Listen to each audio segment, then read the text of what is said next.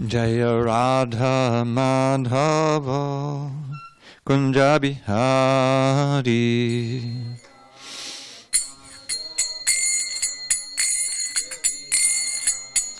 Jaya Radha Madhava Kunja Bihari.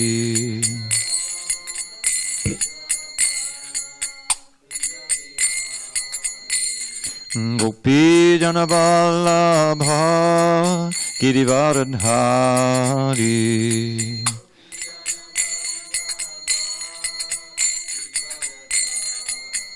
Jaya Gopi Jana Vallabha Girivardhari.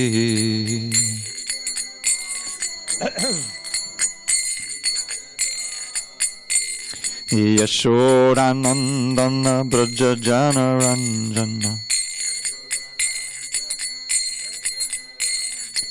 Yashodanandana Braja Janaranjana. Yamuna Tira Vanachari. Yamuna Tira Vanachari. Jaya Radha Madhava Kunja Bihari.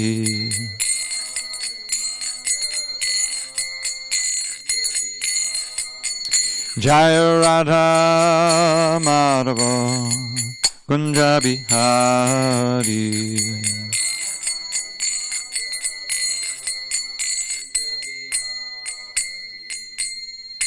Jai Mr. Paramahansa Parajikacharya Ashtotar the Sri Srimad Divine Grace Srila A.C. Bhaktivedanta Swami Prabhupada Ki Jai. ISKCON BBT Founder Acharya Srila Prabhupada Ki Jai. Jai Om Vishnupad Paramahansa Parajikacharya Ashtotar the Sri Srimad Divine Grace Srila Bhakti Siddhanta Saraswati Thakur Ki Jai. Ananda Koti Vaishnavini Ki Jai. Namacharya Srila Haridas Thakur Ki Jai. Srimad Bhagavad Gita Ki Jai. Samaveda Bhaktivinoda Ki Jai. All glories to the assembled devotees. All glories to the assembled devotees. All glories to the assembled devotees. All glories to Sri Guru and Gauranga. Om Namo Bhagavate Vasudevaya. Om Namo Bhagavate Vasudevaya. Om Namo Bhagavate Vasudevaya.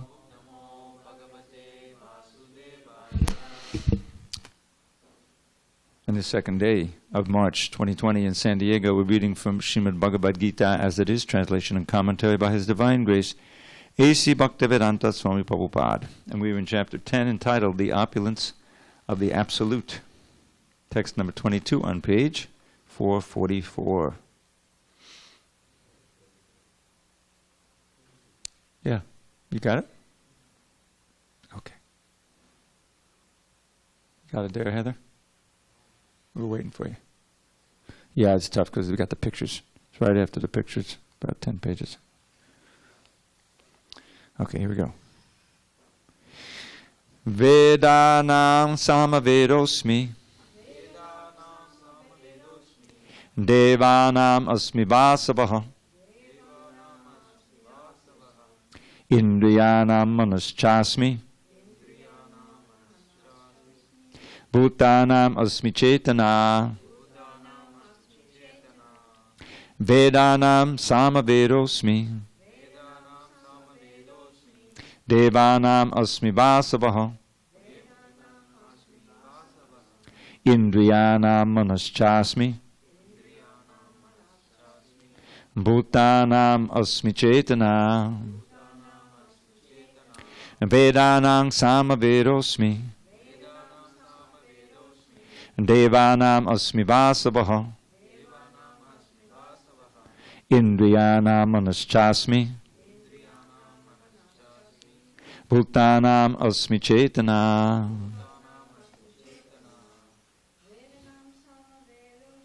Vedanam samavedosmi. Devanam asmi vasavaha. Indriyanam manaschasmi. Bhutanam asmi chesana. Page 444. Go ahead, Heather. Vedanang samavedosmi.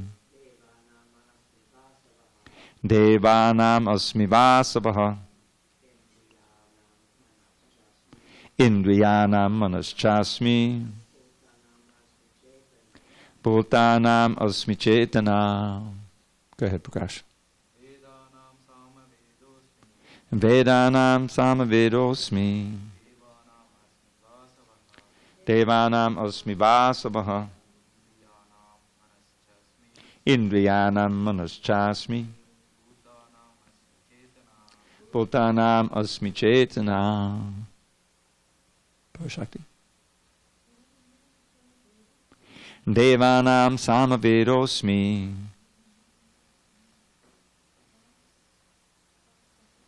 Devanam asmi vasavaha. Indriyanam manaschasmi. Bhutanam asmi chetana. Okay, I'll read the synonyms. Vedanam, of all the Vedas. Samavedaha, the Samaveda. Asmi, I am. Devanam, of all the demigods. Asmi, I am.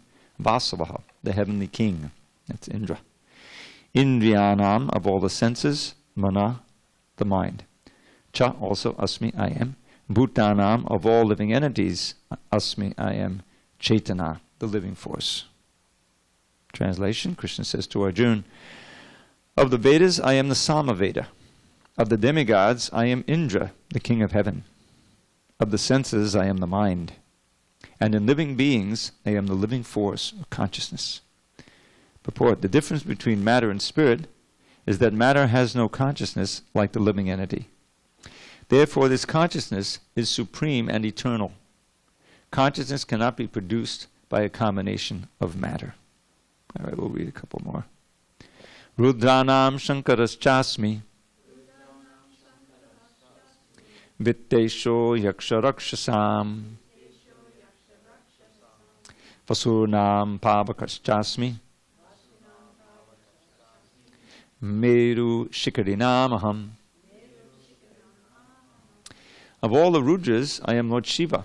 Of the Yakshas and Rakshasas, I am the Lord of Lord of wealth, Kuvera. Of the Vasus, I am fire, or Agni. And of mountains, I am Meru. Purport. There are 11 Rudras, of whom Shankara, Lord Shiva, is predominant. He is the incarnation of the Supreme Lord in charge of the mode of ignorance in the universe. The leader of the Yakshas and Rakshasas is Kuvera, the master treasurer of the demigods, and he is the representation of the Supreme Lord. Meru is a mountain famed for its rich natural resources. All right, one more. Purodasam cha mukyam mam vidhi pata bahaspatim senani namaham skanda sadasam asmi sagaraha. Of priests, O Arjuna, know me to be the chief, Brahaspati. Of generals, I am Kartikeya. And of bodies of water, I am the ocean. Purport. Indra is the chief demigod of the heavenly planets and is known as the king of the heavens. The planet on which he reigns is called Indraloka. Brahaspati is Indra's priest, and since Indra is the chief of all kings, Brihaspati is the chief of all priests. And as Indra is the chief of all kings, similarly Skanda, or Kartikeya, the son of Parvati and Lord Shiva, is the chief of all military commanders. And of all bodies of water, the ocean is the greatest. These representations of Krishna only give hints of his greatness.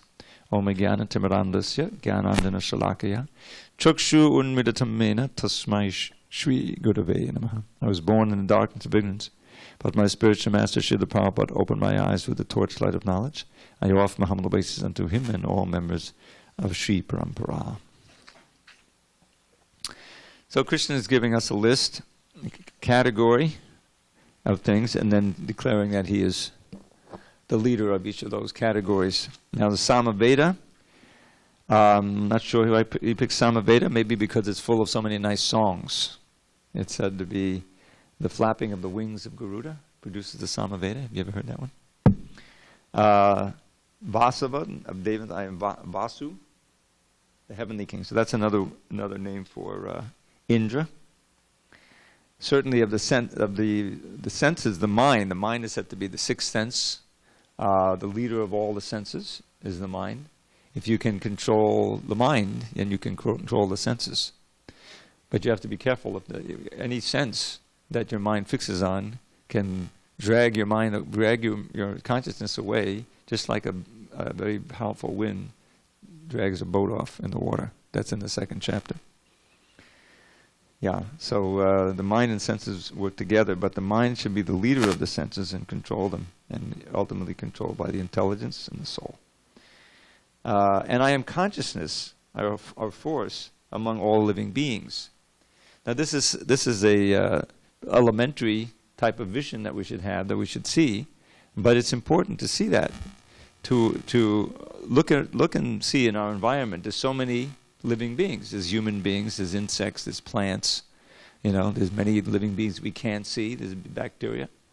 So each and every one of them, of those organisms, if you will, can be big, can be small, can be medium, there's a living force in there. And when that living force departs, that particular organism reverts back to its parts. The earth goes to the earth, the water, the air dissolves. But the living being itself goes on to another body, another form. So Krishna is saying, I am the consciousness of the living force of all the living beings. So that Krishna, we're part and parcel of Krishna. And that understanding is basic to our lives. Because if we're part and parcel of Krishna, that means, just like the parts and parcels of the body, they're all meant to work in harmony for the benefit of you. Right? Hands are supposed to go. If one thing doesn't work right, then it's trouble. Like I got one left foot now that's acting up. So now, it's not going away. Usually when you're younger, these things go away. So let's keep coming back. So that causes distress to me. Similarly, when we are discordant, we're not acting in concert with Krishna's will, in other words, we're rebellious, that gives displeasure to Krishna. It's a disturbance in the spiritual world. And so we're given this world to try to act out our ego, the false ego. But Krishna accompanies us. He's so kind. He accompanies us as a super soul. And remember, to reiterate, those three ways in which he's always trying to help us. Internally, by giving us good instructions as a super soul, but we're so covered we can't hear him. So he comes outside as the gurus, the instructing gurus, initiating gurus, and the Shastra. Those three ways he's giving us good instruction. Like here he's giving us so many ways that we can think of him. These are different vibhutis. This is the official name of the opposite to the absolute. Opposite is vibhuti, and we saw, if you recall, several verses that have that word vibhuti in it. 18, 19 at the end, we'll again speak of that. So, seeing Krishna by understanding what he says at the end, any very extraordinary, powerful, beautiful element in this world, this is but manifest but by a spark of my splendor. This is a little bit of Krishna's energy and power showing through. And it gives us a chance to appreciate God and everything. When we see other living beings, human beings, he said, oh, there's a sacred element there. The soul is there. And we want to honor that. Now for human beings, the way to honor it is try to draw them back to Krishna. Remind them of Krishna, give them a harekrishna, try to sell them a book, invite them to the temple. Remind them that we're all, parts and parcels of God. So we're all one in that sense. We're brother and sister. So that's part of the lesson here. Rudras, of the Rudras I am Lord Shiva. So at the end of the universe, Shiva expands into these 11 Rudras who effect the destruction of the universe. It's interesting, Shiva has a role to play in creation as well as destruction. During the creation, he consorts with, he's the manifestation of Krishna who consorts with Durga, and actually all the living entities proceed through him. You see, Krishna, Vishnu or Krishna never touches the material energy directly. Just like Mahavishnu, he's glancing, right? So there's an explanation in the Brahma Samhita that glance is Sadashiva. Because that glance strikes the material energy directly and he acts like that. So, and of course in destruction, he expands into these 11 rujas and they perform that Tandava Nritya. Tandava Nritya is a very powerful dance. You've all seen that chakra with Shiva in the middle dancing. He's not playing the flute, he's dancing. But it says that Lord Chaitanya also did this Tandava Nritya. What is that verse? Alan Kritya, no.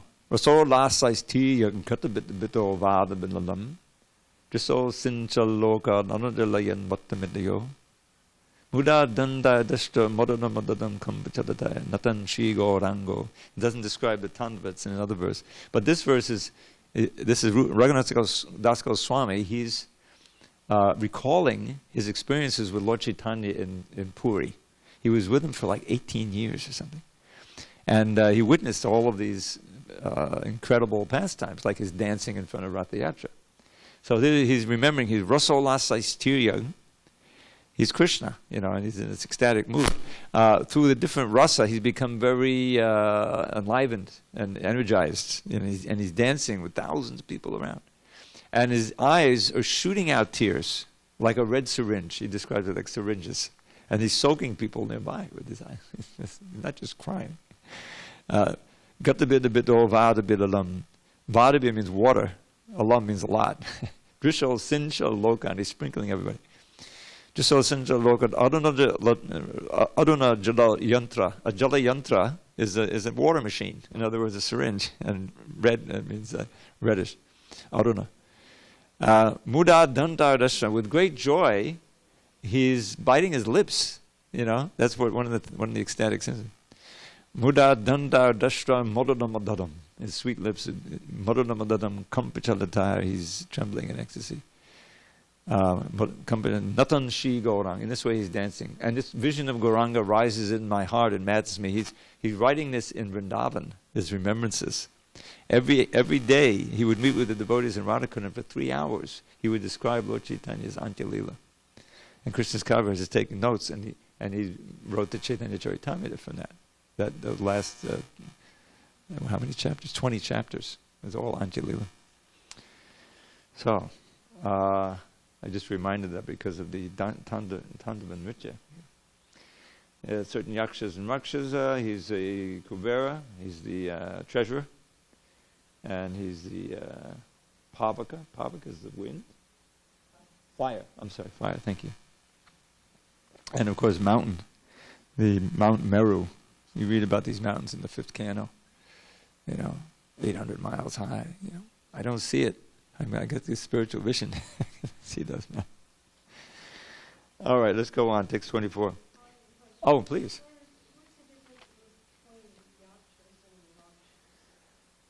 Well, the Rakshasas are cannibals.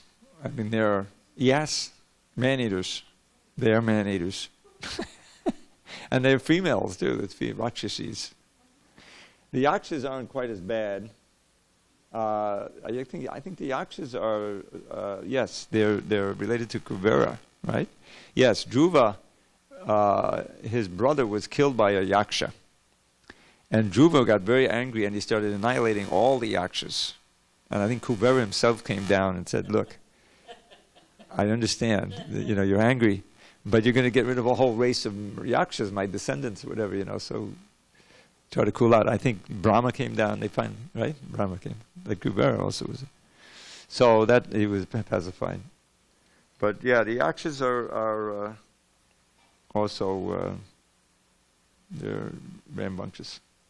They don't follow so closely the self-control. But the Rakshasas, they're more dangerous.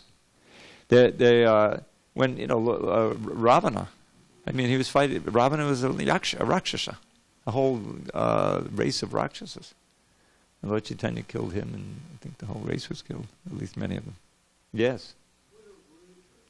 The Rudras is just an expansion of Lord Shiva.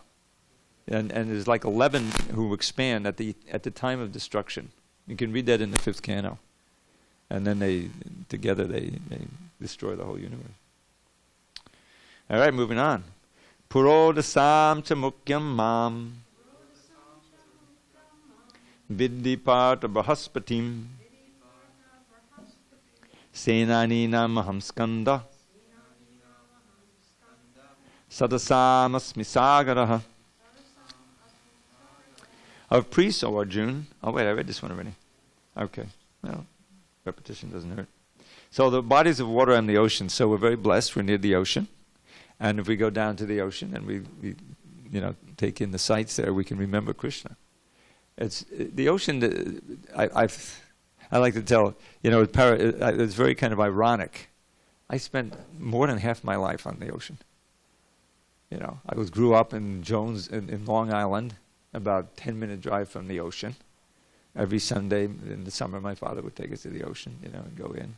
I hated to go in the ocean even at that time. It was cold and I was skinny, so I'd wade in a little bit, then come out, So I never learned to swim. And my friend learned to swim, So I finally learned to swim when I went to college. I was there for like 3 months and then dropped out. But for all the freshmen, they had to know how to swim. It was required. So if you didn't, then it was a swimming class. So we all learned to swim. All right, so then Chicago is not near the ocean. But then I came back to New York. I'm still near the ocean. And then I joined New York, not that far from the ocean. Eventually, I moved to Los Angeles, near the ocean. And eventually, I went to Miami. I was really near the ocean. For 6 years, I lived on the ocean, literally 100 feet from the ocean. I would watch the cruise ships go up and the cruise ships come back. And I went in 6 years, I went in 12 times, which isn't very much. And it was all part of my exercise routine, And then I came out here. Haven't been in yet. It's been 30 years. But, what is that? Not in this side, no. It's cold. Plus, anyway, it's not me. I must have drowned in my last life. I just had, But it's ironical. I've been living on the ocean. Anyway, but the ocean is a very impressive, powerful force. I mean, I learned that in Miami, watching those hurricanes. And now, the tsunamis and all these different things.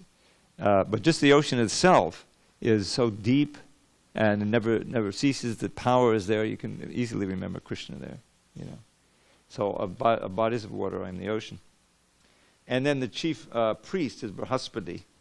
Whenever I think of Brahaspati, I always think of the pastime of Chitraketu and Indra and Vritrasura.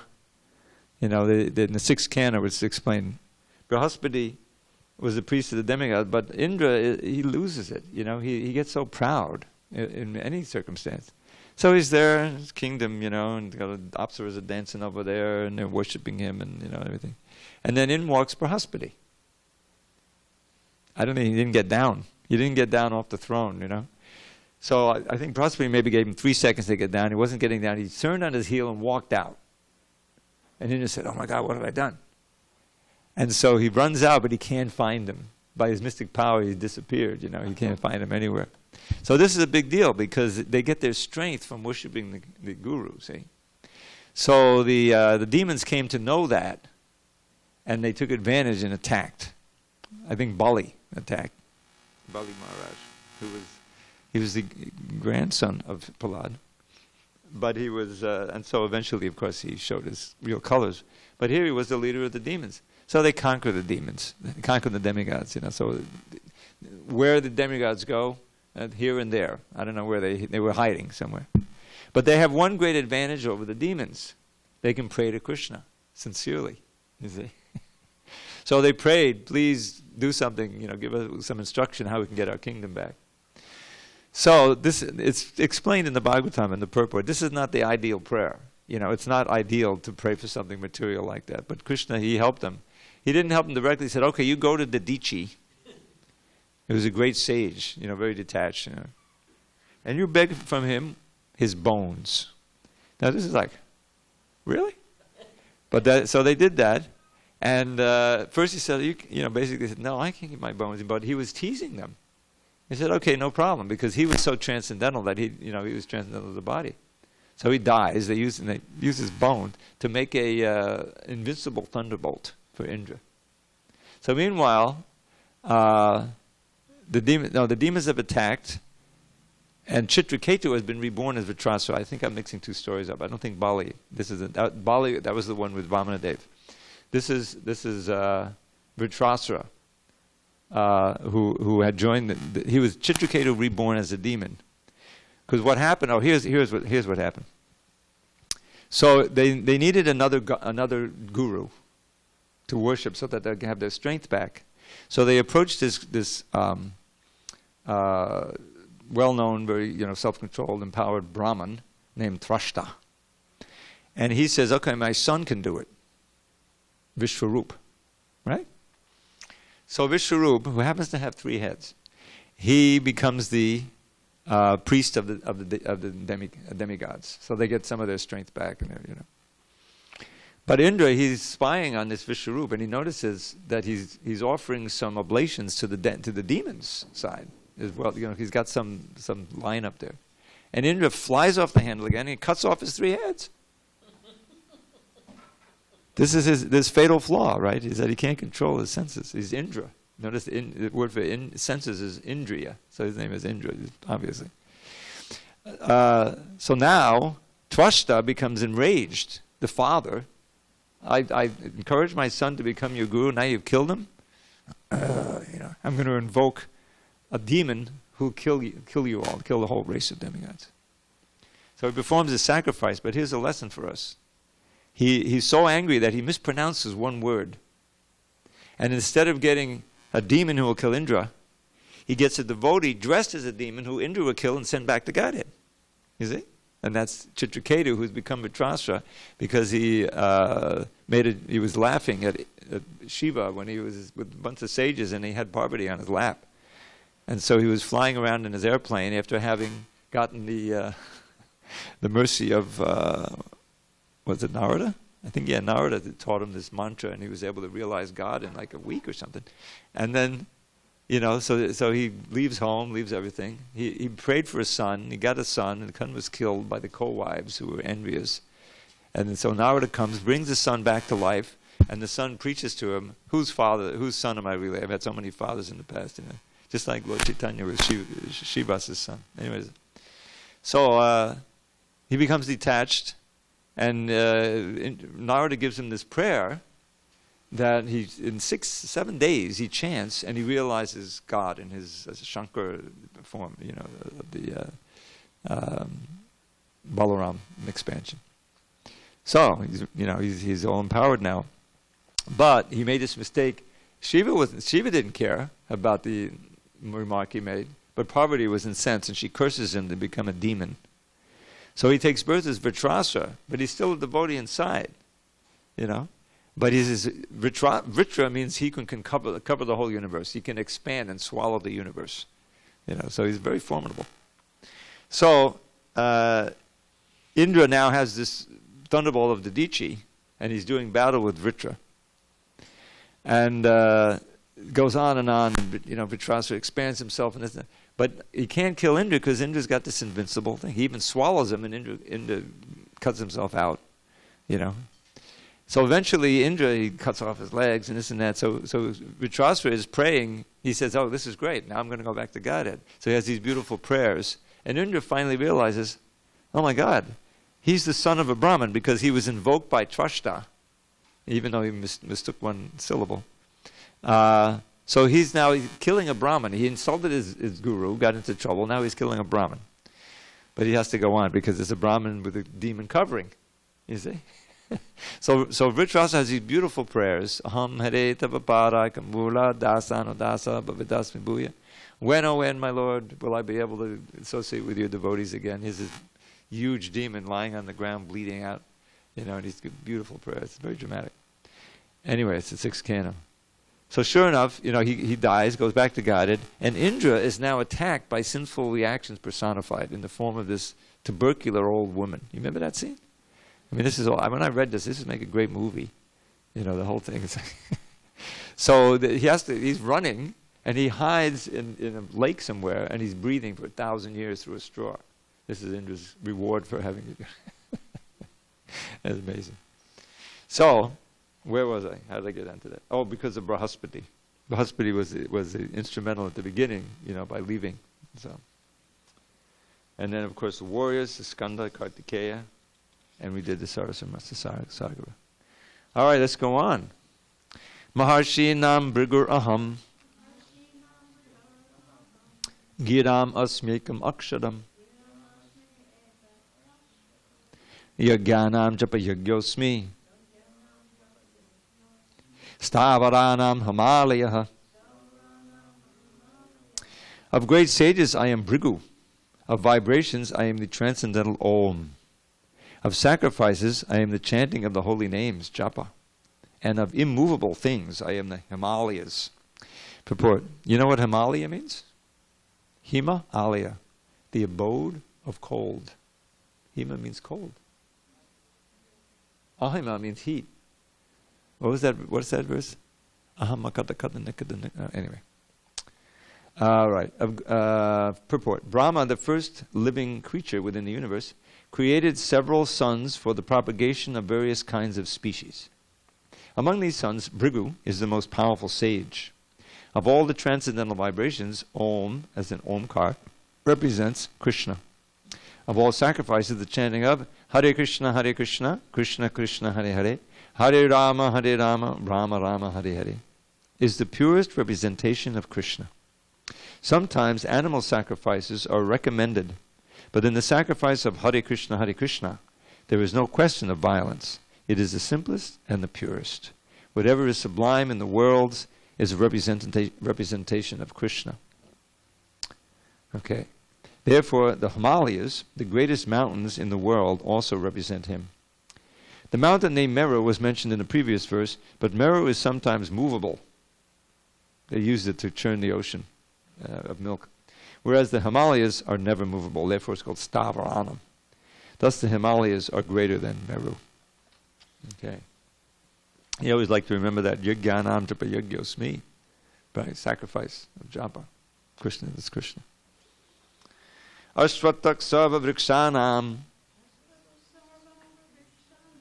Devashinam Chanaradaha Gandharvanam Chitraratha Siddhanam Kapilomuni. Of all trees, I am the banyan tree, and of the sages, among the demigods, I am Narada. Of the Gandharvas, I am Chitraratha, and among perfected beings, I am the sage Kapila. The banyan tree, Ashwatha, is one of the highest and most beautiful trees, and people in India often worship it as one of their daily morning rituals. Amongst the demigods, they also worship Narada, who is considered the greatest devotee in the universe. Thus he is the representation of Krishna as a devotee. The Gandharva planet is filled with entities who sing beautifully, and among them the best singer is Chitraratha. Amongst the perfect living entities, Kapila, the son of Devahuti, is a representative of Krishna. He is considered an incarnation of Krishna, and his philosophy is mentioned in the Srimad Bhagavatam. Later on, another Kapila became famous, but his philosophy was atheistic. Thus, there is a gulf of difference between them. Okay. Narada is so prominent in the Bhagavatam. He's one of the 12 Mahajans. There are 12 Mahajans who are repositories of the science of bhakti. How's it start? Swayambhu, Narada, Shambhu, Komara, Kapilo Manu, Prahlada, Janago, Bhishmo, Bali, Vyasaki, Vayam. Actually, several of them are mentioned here. Narada is mentioned here, and Kapila. They're both. So, the first one is Swayambhu, means the self-born. That refers to Brahma. And Narada is second. Shambhu is Shiva. The Kumar, the 4 Kumaras, who we're just hearing in the morning. We finished his instructions to Prithu, very important instructions. And they have other places where they appear also and give nice instructions. Kapila, we mentioned here, Kapila Muni. And Manu. Manu is Swayambhuva Manu. The first Manu in this day of Brahma. What is it? Swayambhu Manu. Prahlada. Yeah, Prahlad Maharaj. Janika Maharaj, who is the only one that doesn't really have a prominent place in the Bhagavatam, a sense of a set of instructions that he gives. But he was the father of Sita, and very prominent in the Ramayana. And then Bhishma Dev, Bali Maharaj, we mentioned, who is the grandson of Prahlad, eventually shows his devotional nature. Vamana comes. And Vyasaki, that's Shukadev, and Vayam, we, myself. So that's Yamaraj speaking. So he's another one. So Narada is the most prominent in the Bhagavatam. Every canto has some instructions from Narada. He's always traveling. And what's really great about Narada, there's many things that are great, but he had a very simple background. He was the son of a maidservant, meaning that his father wasn't around, And so, lowly position, but his mother was a very nice devotee, and so she welcomed in these sages during the 4 months of the rainy season. They have to stop traveling. They travel, but it rains so much, so they have to find a place. So they found his home, and she would feed them, and they would speak of Krishna, and little Narada was helping her and serving out, and he asked him, "Can I take some of your remnants?" Said, "Sure." He did, and he became purified. And what he describes there in the first canto, he got a great taste for hearing. This is the most valuable thing, a great taste for hearing about Krishna. So then they leave, when the rainy season is over, they left. And by the fate, his mother was bitten by a poisonous snake and died. So here's this little 5-year-old boy, and they had various options. He could go try to find one of his aunties, and grow, but no. He just thought of Krishna, chanted Hare Krishna, and walked off. And he described, he had this vision of Krishna in his heart. He lost it. Then Krishna was speaking to him, said, "You will not see me again in this lifetime," But so he dies, and then he gets reborn as the son of Brahma, and as Narada Muni. That's how exalted he became in that one lifetime, from just a simple little boy, because of his association and the service and hearing and taking the prasadam. It's a very nice lesson. Prabhupada liked to tell that story. So so Krishna identifies, "I am the sage among the demigods." Narada Muni, Devarshi. Now the Gandharvas, they're great singers. I'm really hoping to hear some of these Gandharvas sometime glorifying Krishna, because it's hard to find. Yeah?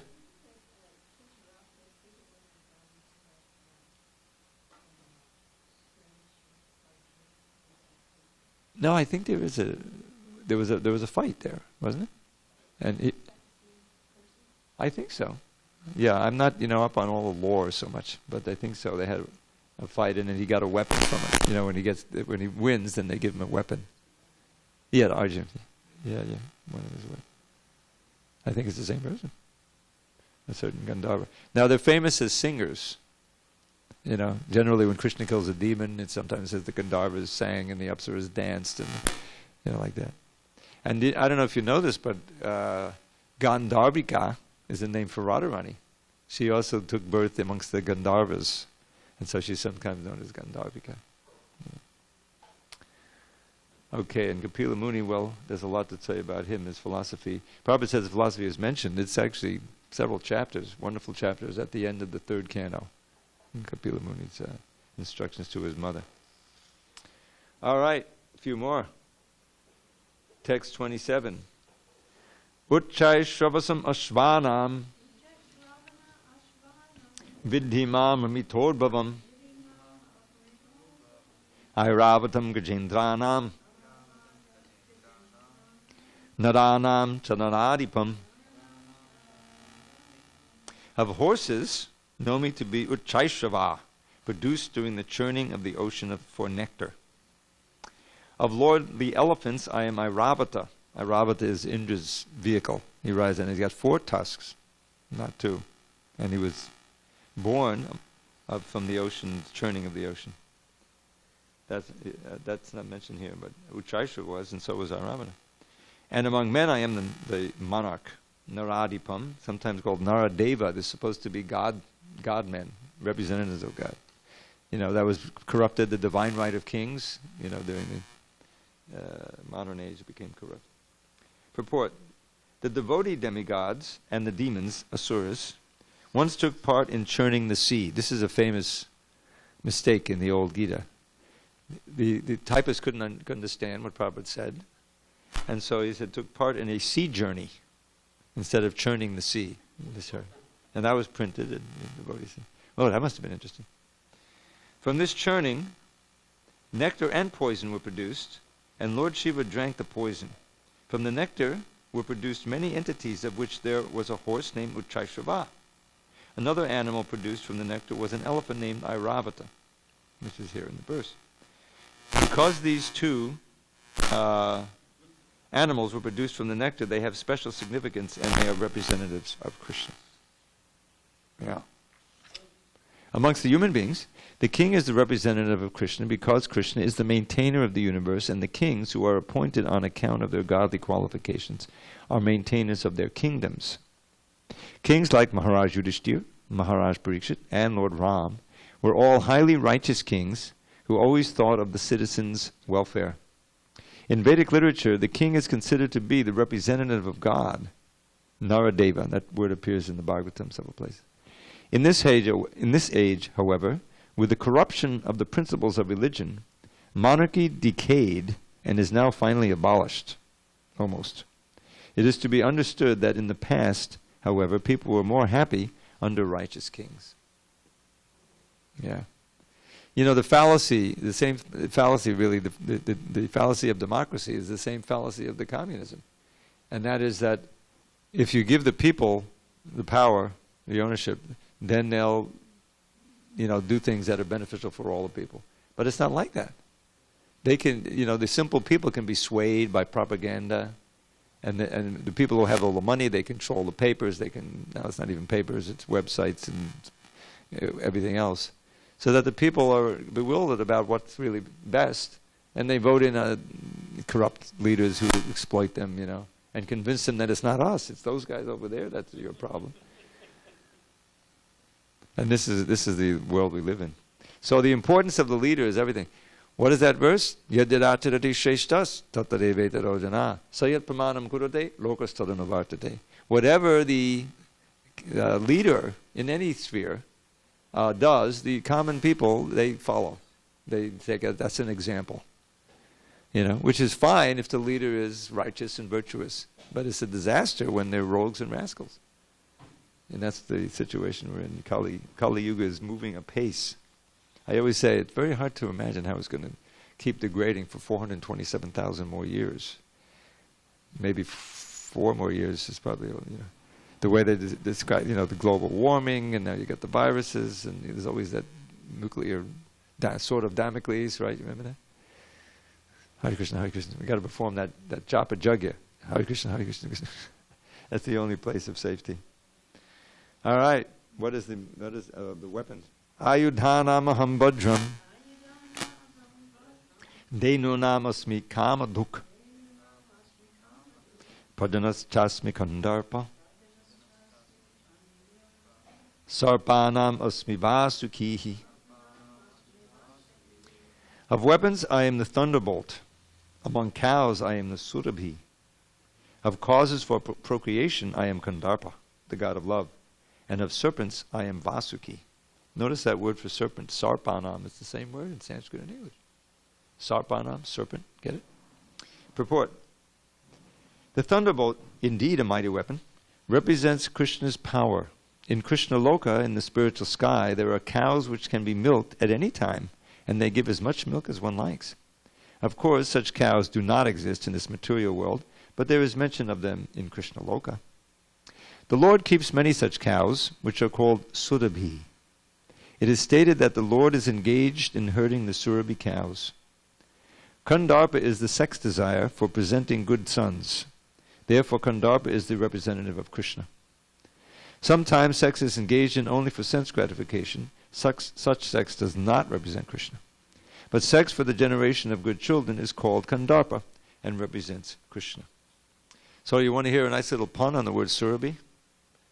Okay, this is a verse by Rupa Goswami.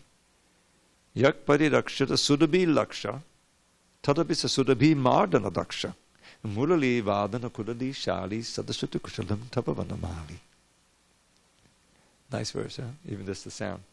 So, he who yak paridakshata sudabhi laksha, he protects hundreds of thousands of surabhi cows. But, although tadabi sudabhi mardana daksha, he's very expert at destroying the surabhi. What? Krishna's destroying the surabhi cows? No.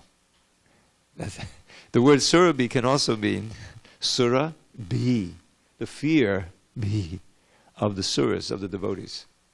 So he's expert at destroying the fear of the devotees. Do you get it, Marcy? Surabhi naturally means surabhi cows. It actually means very fragrant. The milk is fragrant and everything. But surabhi can mean, if you divide it, sura bhi, fear, the devotee's fear of the demons. So that's it. It is a homonym. And it's a play on words meant to kind of shock you. Say, what? What? Krishna is killing the surabhi? Yeah, he's killing our fear. Yeah. Okay. One more.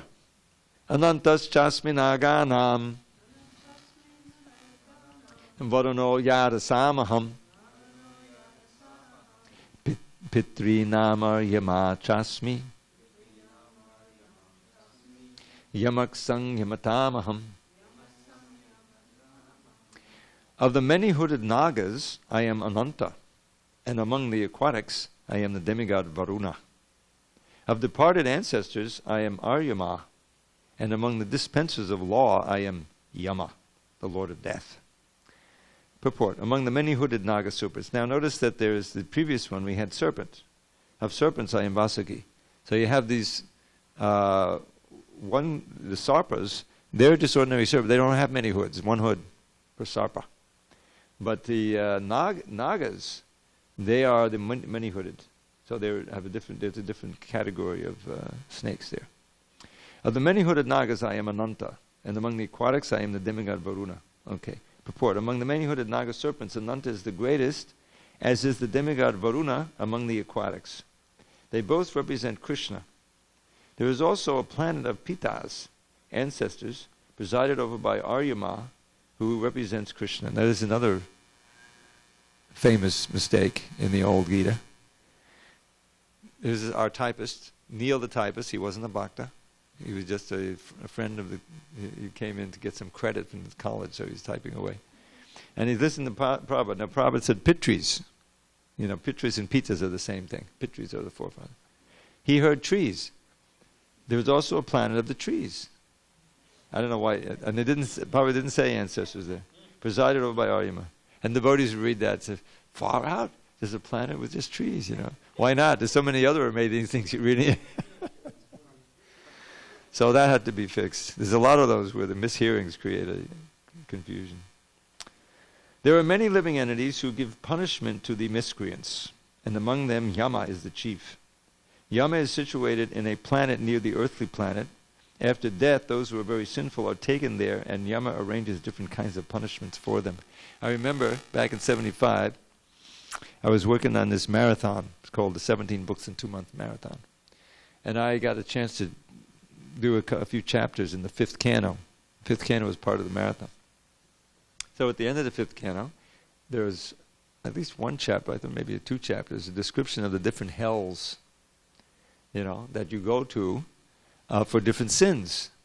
If you have illicit sex, then at the end of this punishment is you have to they force you these fierce, you know, yamadutas, you know, blazing eyes and frightening teeth and everything, and they grab you and they make you embrace a female figure made of molten or red hot iron, you know. And the thing is about it, you don't die because you don't have any gross body. It's all in your mind, but it's very real, just like your dreams, you know. So it goes on, thousands of years. Oh my God, I was just happened to be reading some of it because I wanted to see some of my editing that I had done. There's even some facsimiles of the pages with my writing on it from 45 years ago. And so one of the ones, if you bear false witness, you lie about someone in a court case or something, That's right in the Bible, isn't it? One of the 10 Commandments. Anyway, so there's a planet made entirely of stone, but they take you up to the mountain, and then it looks like there's water down there, and they throw you off, but there's no water, and you land on your head, and your body gets banged 1,000 pieces, but you don't die, and then because it's all in your mind, but you're going through it, pain, and then they put you back together again, and up to go to the mountain, boom, down, 80 miles, like that, repeatedly. Horrible. It's meant to kind of deter you from doing any sin, Now, what the great thing about the chapter, you got to realize I'm doing this, and it's a marathon. I'm working late at night, it's dark out, and everything, and I'm working on these chapters. It was a whole different feel, because from that, the contrast, I'm working on the Antya Leela. Lord Chaitanya is dancing before Krishna and everything, and then fifth canto. So there was, you see what comes of that. The whole sweep of it is all these, and it's just a sample of the hells. He says at the end, this is just a sample. There's many more. So naturally, Parikshit is hearing all this. He's listening to Bhagavatam 7 days and nights, without sleep, and. So naturally, he wants to ask Shukadev the question, how can people be saved from these hells? Right? Because he's a compassionate Vaishnava.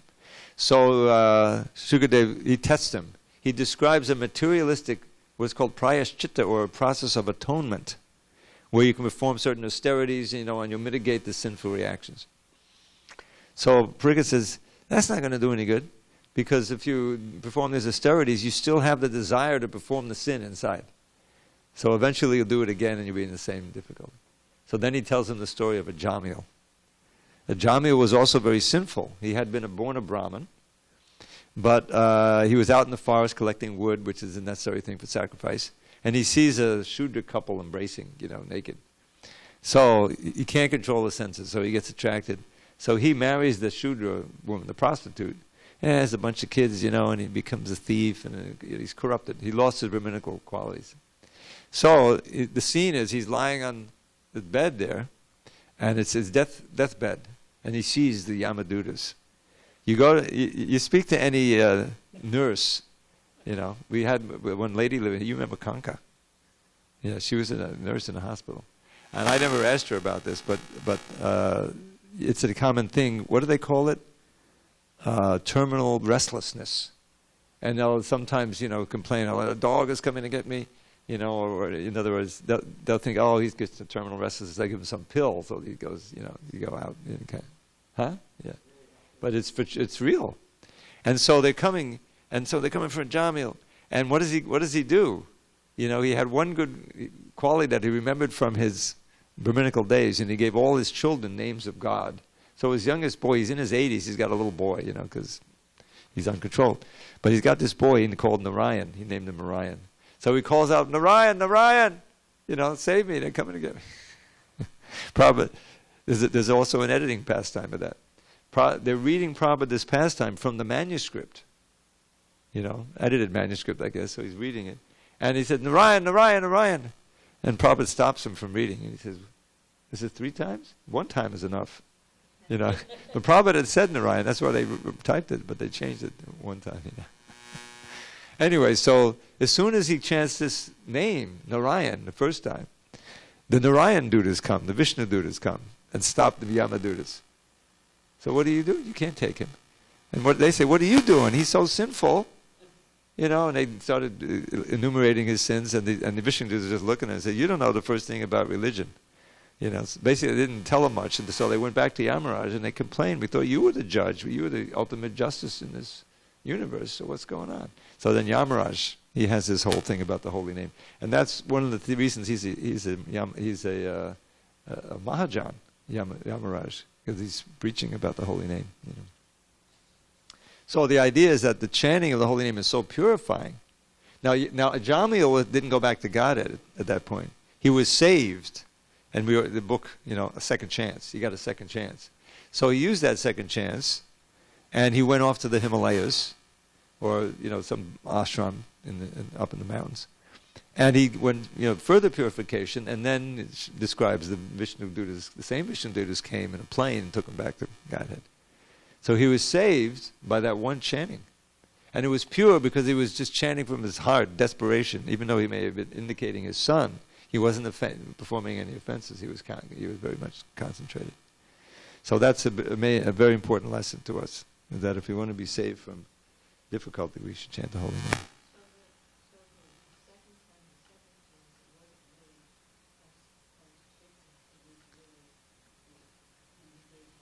Yes. Prayaschitta is not significant because it doesn't really cleanse the heart. The bhakti. The calling of the name. All right, we have to end, otherwise we're in trouble. All glories to Srila Prabhupada.